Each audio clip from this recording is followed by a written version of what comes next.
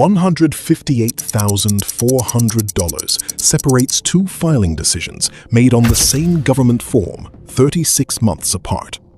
The figure is not a projection. It is the documented lifetime gap between a Social Security retirement application filed at one age and the same application filed 3 years later, computed under a formula that does not adjust for the calendar year in which either filing occurs.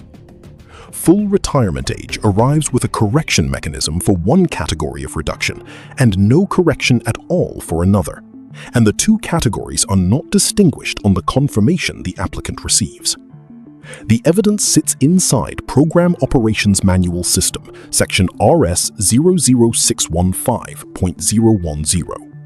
The chart the Social Security Administration uses internally to compute reduced retirement benefits.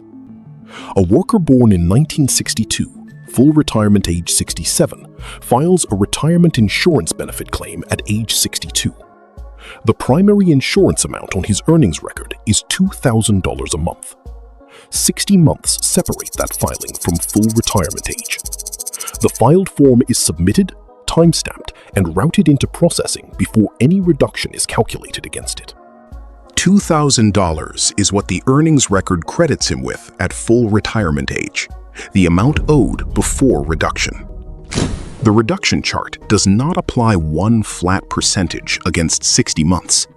It splits the count into two rates: 5/9 for each of the first 36 months, 5/12 for each month beyond 36. 36 months produce a flat 20% reduction. The remaining 24 months add 10% more, calculated on top of the first. Combined, the reduction locks at 30%. $2,000 becomes $1,400. 3 of every $10 he earned are withheld every month for as long as the benefit is paid. The applicant filling in the claim date field does not see this arithmetic before submitting it. He sees a start date. The system sees 60 reduction months, each one already assigned a fractional value before his signature reaches the file. The reduction is calculated from the filing month, not the filing year. A claim submitted in January and a claim submitted in December of the same year produce different reduction totals if either month shifts the count of days before full retirement age is reached. Nothing on the initial award notice states the count in days. The notice states a dollar figure and a start date. The month is absorbed into the calculation and disappears from the language the applicant is shown afterward. This is the layer the chart explains, the mechanics of the split rate, 5/9 against 5/12. This is the layer it does not explain. What happens to that locked rate once full retirement age is reached and the applicant is, by every ordinary assumption, caught up? Here is what a person carrying that assumption believes: that reaching full retirement age closes the gap. Full retirement age is, after all, the age the reduction was measured against. The belief is reasonable.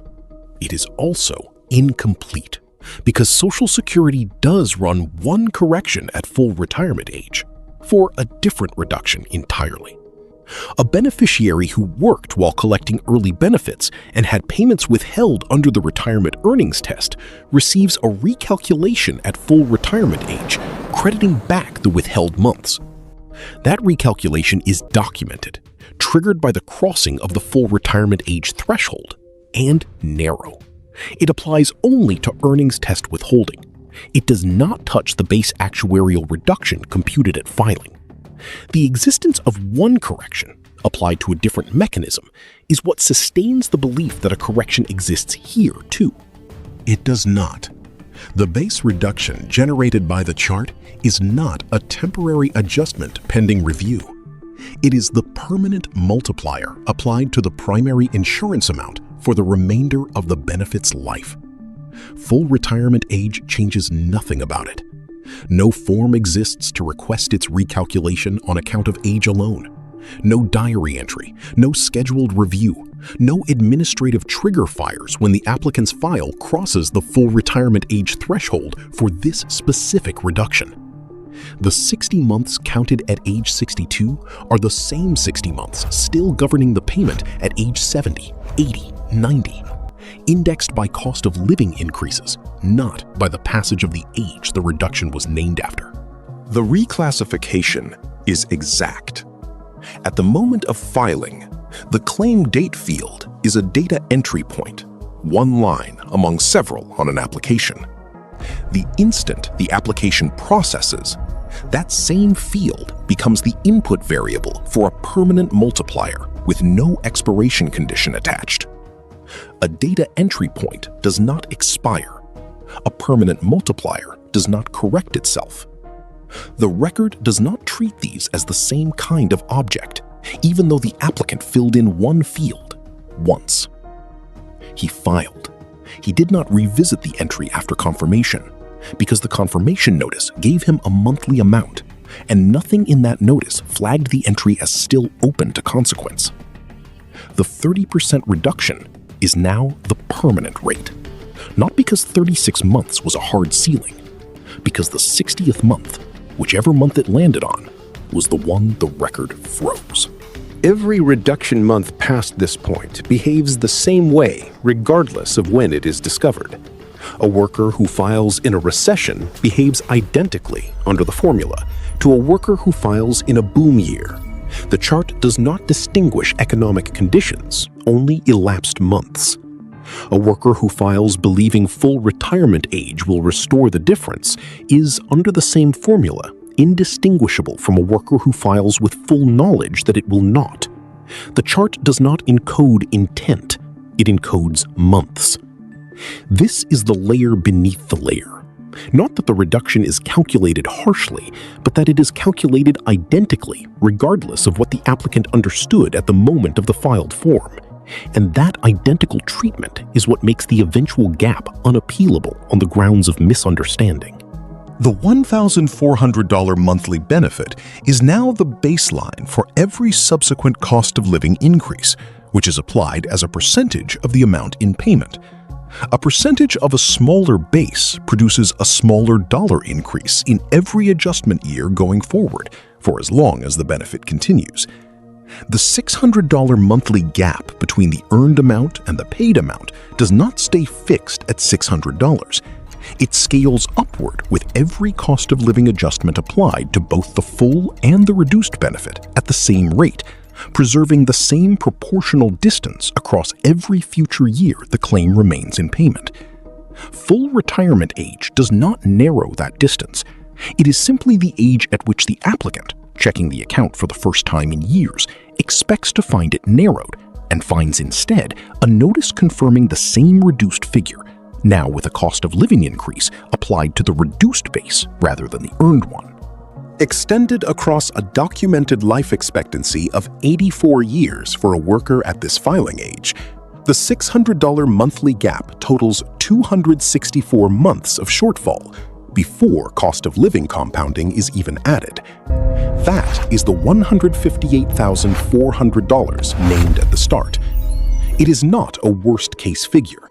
It is the arithmetic result of multiplying the documented monthly deficit by the documented number of months the reduced rate remains in force, under a formula that treats the filing month as fixed the instant the form clears processing. This is not isolated to one applicant's record. The same chart governs every retirement insurance benefit claim filed before full retirement age, under the same rates, with the same absence of a correction trigger at the full retirement age threshold.